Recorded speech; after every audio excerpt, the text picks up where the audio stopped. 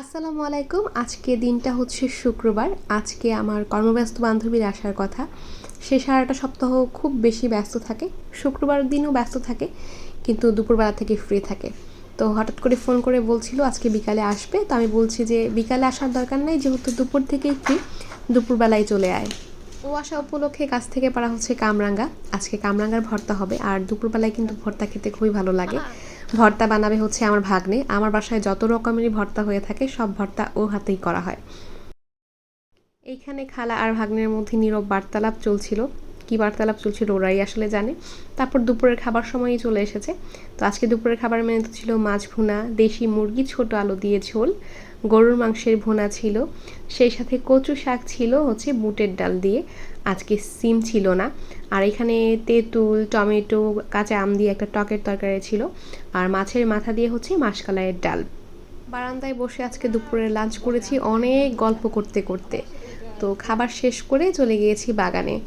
আর এখানে আমার একটা কাগজি লেবু গাছ আছে, এটাতে লেবু খুব কম হয়, খুবই কম, একটা দুটো ওরকম। তো গিয়েই চোখে আগে এই কাগজি লেবুটা চোখে পড়েছে, খুব সুন্দর গন্ধ হয়। তো একটা লেবু আগে পেড়ে নিলাম। আর আমার বান্ধবী ফুলের প্রতিও খুবই অবসেশন কাজ করে, খুবই অনেক বেশি। তো হচ্ছে ফুল দেখছিল, ফুলের ছবি তুলছিল। আমার ছেলে আবার এই জিনিসটা খুব এনজয় করে দেখছে যে খালামুনি আসলে করছেটা কি।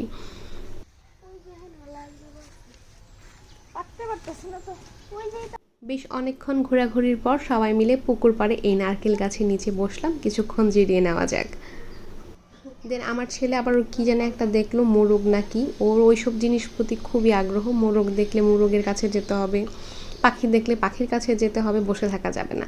তারপর তো একদম বিকেলের শেষের দিকে, এই সময় এক কাপ চা না হলে নাই হয়। দুজনেই যেহেতু চা প্রেমী, তো কড়া করে দুজনে 2 কাপ চা খেয়ে নিলাম। তারপর হচ্ছে এখানে মেহেদি কুড়াচ্ছি, সরি কুড়াচ্ছি না, মেহেদি তুলছি।